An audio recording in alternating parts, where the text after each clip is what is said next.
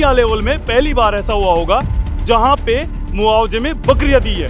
ST वालों का DNA test कराओ, इतनी बड़ी बात। तो ये तो शिक्षा मंत्री लेने के लायक ही नहीं है। जाहिल किस्म का आया शिक्षा मंत्री, जाहिल किस्म का, जो लोग ये कहता होगा सब डीएनए टेस्ट कराओ। क्या वो शिक्षा मंत्री हो सकता है क्या? सरकार का कोई मंत्री या कोई अधिकारी वहाँ जाके नहीं देख सकता, क्योंकि वो महारानी का इलाका है। आज भी वहाँ लोकतंत्र नहीं है, राजतंत्र है। तो दिल्ली की गुलामी राजस्थान अब नहीं सहेगा।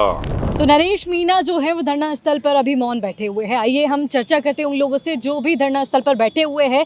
झालावाड़ हादसे को लेकर इंसाफ की जो लड़ाई है उसमें वो है।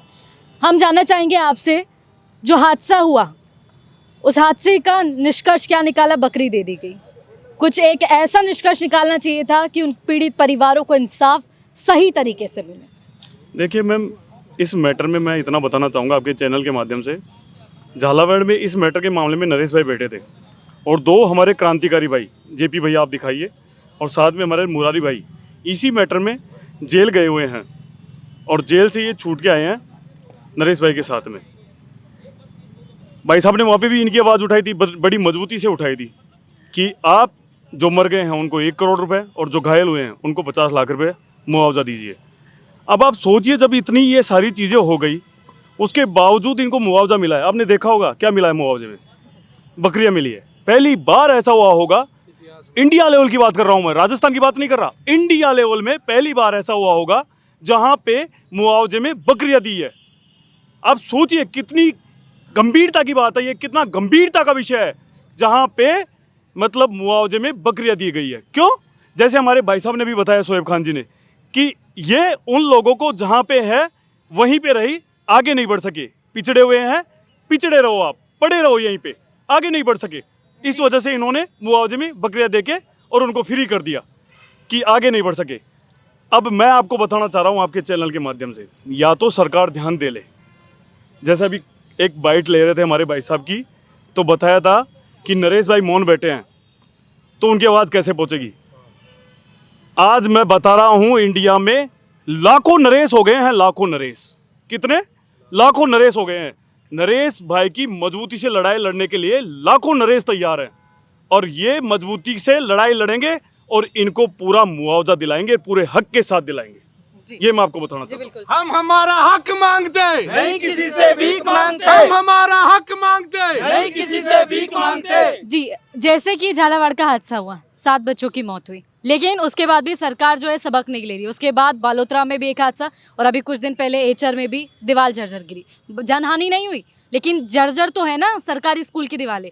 बोल रहे हो करोड़ों बजट पास करते, करोड़ों बजट दे के जो है सरकार का जीर्णोद्धार करेंगे। झालावाड़ हादसे के बाद बोला गया, लेकिन अब तक कुछ हुआ नहीं है, जमीनी स्तर पर कुछ भी नजर नहीं आ रहा है। क्या कहेंगे इस पे आप? देखिए, ऐसा है कि जो सरकार है, एक तो पर्ची सरकार है, लिहाजा ये कुछ नहीं कर सकती है। ये आपको हकीकत मालूम है, क्योंकि जो पर्ची से निकले हैं वो ऐसा ही बन रहे हैं, तो वो बेईमानी कर रहे हैं, आपको मालूम है अच्छी तरीके से। लिहाजा ये पर्ची से निकला तो इसको भी कुछ नहीं मालूम है क्या करेगा। अब जो 1% जो शिक्षा मंत्री है, आप देखिए कि थोड़े दिन पहले इस बंदे का ये बयान आया था कि हमारे भीलों का, हमारे एसटी वालों का डीएनए टेस्ट कराओ, इतनी बड़ी बात। तो ये तो शिक्षा मंत्री लेने के लायक ही नहीं है। अफसोस की बात यह है कि उसके बाद स्कूल गिरते हैं। जैसलमेर में भी स्कूल की दीवार गिरी, वहाँ पे भी बच्चा मरा, यहाँ 7 बच्चे मरे, और आपने बताया कि एचआर में भी हुआ। तो एक जिम्मेदारी लेते हुए आपको इस्तीफा देना चाहिए। ऐसा लगता है कि इनको दोबारा मिनिस्टर बनेंगे नहीं ये लोग। तो ये इस तरीके के लोग हैं। तो हम आपको ये बताना चाहते हैं कि पिछले 2 साल से जहाँ पे भी मर्डर हो रही हैं, हत्याएं हो रही हैं, ये लोग तब तक मुआवजा नहीं देते जब तक के लोग आंदोलन पे नहीं बैठे। अफसोस की बात यह है कि आपके जयपुर के अंदर ही एक एक्सीडेंट होता है और उस एक्सीडेंट में 3 लोग मरते हैं। विद इन 3 डेज ने 24 आवर्स के अंदर उन परिवारों को 50 लाख इसी गवर्नमेंट ने दिए, मुआवजा दिया और संविदा की नौकरी दी। मालूम है सर आपको? दिया। आप मुझे ये बताइए, जो बच्चे मरे वो मेरे देश के फ्यूचर थे। वो डॉक्टर भी होते, वो पायलट भी होते, वो कैप्टन भी होते, वो देश की सेवा भी करते। देश का नुकसान हुआ, किसकी वजह से हुआ? नेग्लिजेंस सरकार की। तो सरकार क्या वहां पे 1 करोड़ रुपए मुआवजा नहीं देगी? आप, अफसोस की बात है, वर्ल्ड में पहली बार ऐसा हुआ कि उन लोगों को बकरियां दी मुआवजे के ऊपर कि तुम लोग सिर्फ आदिवासी हो, सिर्फ तुम बकरियां चरा सकते हो। ऐसा नहीं होगा।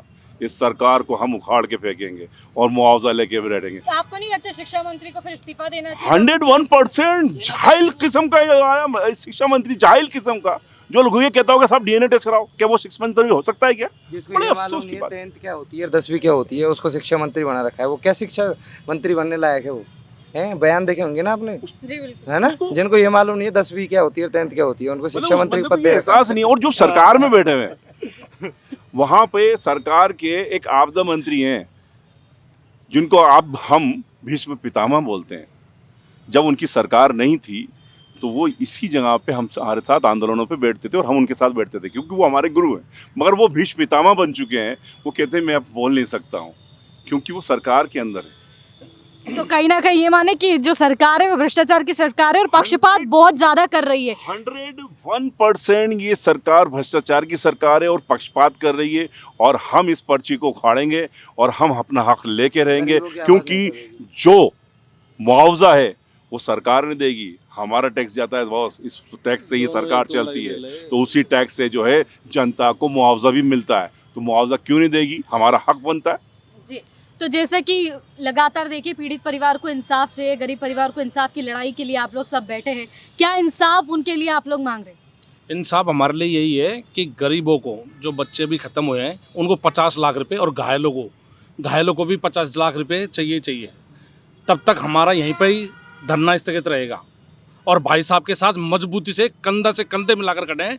36 कौम का साथ भाई साहब के साथ है। इनकलाब जिंदाबाद। इनकलाब। जैसे कि हम जानते हैं कि जो 7 बच्चे मरे उसमें एक परिवार ऐसा है जिसके दोनों ही बच्चे खत्म हुए। कहते हैं बच्चे जो रहते हैं वो माँ बाप का सहारा बनते हैं बुढ़ापे में। अब उन परिवारों को, उस परिवार का क्या जब उनके पास कुछ रह ही नहीं गया है? फिर मैडम पहली बात तो आप बता देना चाहता हूँ कि आप कह रहे हो कि बुढ़ापे में माँ बाप वो देश की सेवा, भाई साहब ने बताया कि वो पायलट बनते हैं, वो देश की भी सेवा करते हैं। जी बिल्कुल, देश की भी करते हैं। माँ बापों की सेवा तो करते हैं जो करते हैं, लेकिन वो देश की भी सेवा करते हैं। वो आगे पता नहीं उनका भविष्य क्या होता, पता नहीं एक दिन इंजीनियर बनता, पता नहीं वो बहुत बड़े नेता भी बन जाते। हर कोई उनको जो पता नहीं उनका भविष्य क्या था। लेकिन ये इन्होंने उनकी जो कीमत है जी, बकरियाँ दी है, 5 बकरियाँ उन परिवारों को, 7 परिवारों को 5-5 बकरी, 4-4, 5-5 बकरी दी हुई।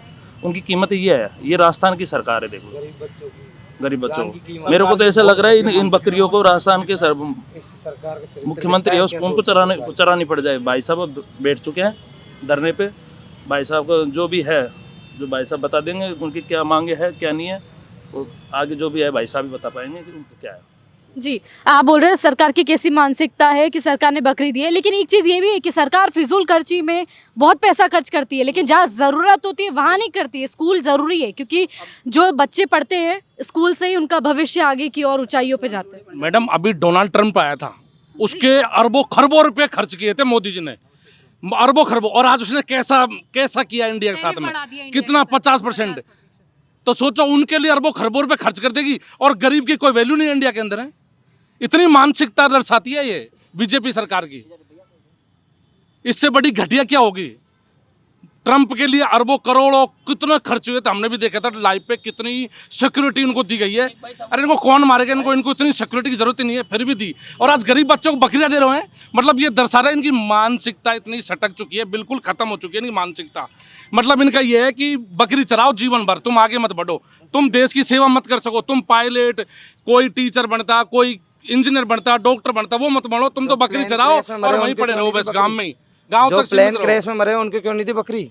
उनको मुआवजा कैसे मिल गया? वो अमीर थे ना, ये गरीब है। अमीर का तो साथ दे रही है ना। देखो ना आप गोल्ड कहाँ से कहाँ पहुंच गया, क्या हो रहा है? ये अमीरों को साथ दे रही है ना गवर्नमेंट। ये सब एक इनकी मोनोपोली चाहिए। गरीब गरीब रहेगा, अमीर अमीर बढ़ता जाएगा, इनकी मोनोपोली चाहिए। आप क्या कहना चाहेंगे? मैं कहना चाहूँगा ये जो सरकार है ये न्याय में भेदभाव करती है। इन्होंने मौत की कीमत तय कर रखी है। जो फ्लाइट से जो लंदन जा रहे थे, एक्सीडेंट हुआ था, वो 100 करोड़ का इकोनॉमी वाला आदमी था। और ये जो लोग थे ये भील पिछड़े इलाके के जानबूझ के इनको पिछड़ा बनाने के लिए सरकार की मंशा यही है, जानबूझ के न्याय नहीं दिया गया। छत गिरने से तो बच्चे एक बार में रह रहे, सरकार के ये जो इरादों से बार बार मरे। वो इलाका जहाँ इनके परिवारों के पास पक्के मकान नहीं है, छत नहीं है, उन परिवारों के साथ इन्होंने मजाक किया है, बकरियां दी है। मौज और सरकार का कोई मंत्री या कोई अधिकारी वहाँ जाके नहीं देख सकता, क्योंकि वो महारानी का इलाका है। आज भी वहाँ लोकतंत्र नहीं है, राजतंत्र है वहाँ। मैं तो सरकार से एक मांग करता हूँ, आप चुनावों में और बाकी व्यवस्थाओं में सरकारी एजेंसियों पर पैसा खर्च मत करो, क्योंकि फिजूल है सब। आपकी व्यवस्था है, आपकी सुविधाएं, आपके योजनाएं वहाँ पहुँच नहीं पाती है। आपने बंटाधार कर रखा है बिल्कुल सरकार का। और वहाँ ये वसुंधरा चाहती है कि मैं सीएम नहीं हूँ, सरकार बदनाम हो। सरकार ये चाहती है कि हमारा कौन सा इलाका वसुंधरा का इलाका, सरकार वसुंधरा बदनाम हो। और ये नूरा कुश्ती है सरकार की, इसमें जनता पिस रही है। ये जो पीड़ित परिवार है, ये दलित, आदिवासी और ओबीसी समुदाय के हैं, इनको वर्ग के आधार पर इनके साथ भेदभाव करिए, ये बिल्कुल गलत है। ये मामला नेशनल ने, इंटरनेशनल मीडिया में बहुत ऊपर तक उठा था। जिसको सरकार का ये रवैया है, इसकी वजह से राजस्थान बदनाम हुआ, देश बदनाम हुआ है। आज हम देखते हैं ये जो बच्चे अगर आज जिंदा होते, हो सकता है भविष्य में अच्छे नेता बनते, अच्छे अधिकारी बनते, देश का, सरकार का और इनके परिवारों का नाम रोशन होता। लेकिन उसी इलाके से सांसद चुना जाता है दुष्यंत सिंह, जो वसुंधरा का बेटा है, जिसको राजनीति का रह नहीं आता। ये भेदभाव वहाँ से शुरू होता है। अगर ये बच्चे पढ़ लिख गए, इनके परिवार के लोग, इस इलाके के लोग पढ़ लिख गए, तो ऐसे पप्पुओं का नंबर नहीं आएगा। उन पप्पुओं को आगे बढ़ाने की नीति सरकार उनमें सहयोग करती है और इसलिए उनके साथ भेदभाव किया जा रहा है। बस एक आखिरी सवाल, झालावाड़ का हादसा हुआ था ना, उस हादसे में सरकार ने टीचर पर सारी जिम्मेदारी थोप दी, लेकिन खुद निर्णय नहीं लिया उसका। और ये सवाल ये भी है कि बच्चे ही क्यों अंदर थे इतने सारे, जब पढ़ाई का टाइम था, टीचर बाहर क्यों थे सारे?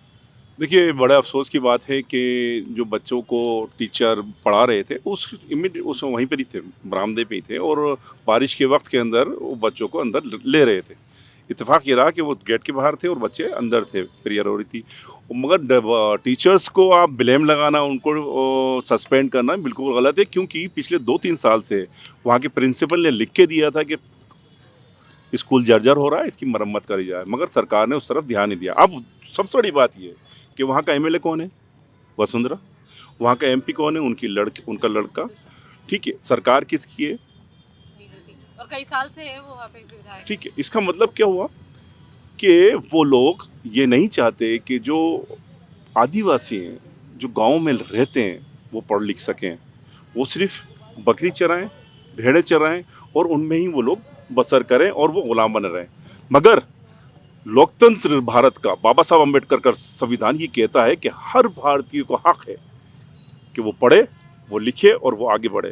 बड़ा हम शुक्र अदा करते हैं, नरेश मीणा जैसा हमें राजस्थान के अंदर एक लड़का मिला कि वो जो हक और अधिकार के लिए यलगार कर रहा है। और ये जितने भी लोग बैठे हुए हैं, ये सब नरेश मीणा है। अब 2 बार हो चुका है, इस सरकार ने नरेश मीणा को गिरफ्तार करा है, मगर आपके अगर गिरफ्तार करा तो यहाँ पे हज़ारों नरेश मीणा गिरफ्तार करेगी, एक नरेश मीणा गिरफ्तार नहीं होगा।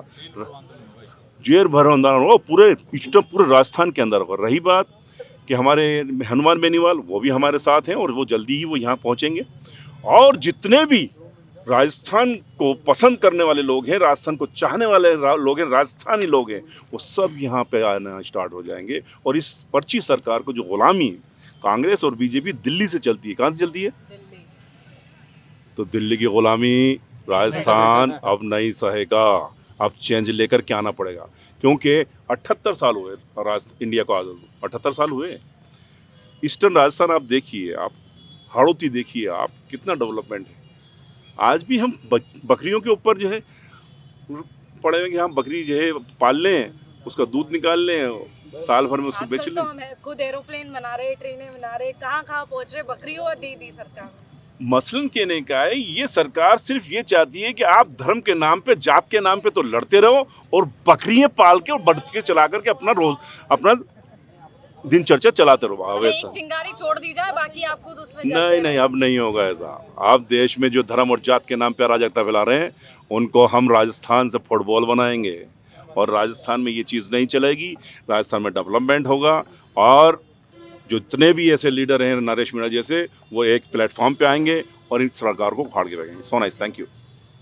तो जो लगातार मांगे हैं वो जारी है। और बता दें कि नरेश मीणा जिस तरीके से धरने पर है, और देख सकते हैं ये वही बकरियां दी गई थी जो पीड़ित परिवार को, जिससे वो अपना गुजारा करेंगे। क्या लगता है आपको कि क्या ये बकरियां उनके लिए काम आएंगी?